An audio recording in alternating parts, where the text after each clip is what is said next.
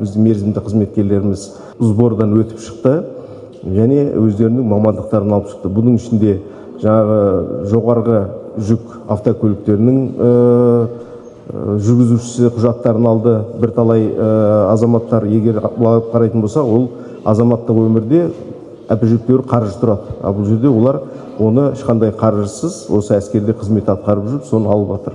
Және де басқа да мамандықтар бар.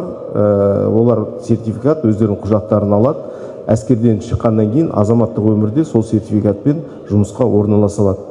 Және де бүгінгі таңда мына әлеуметтік қолдаудың бірі бұл жоғарғы оқу орындарына сертификат беру.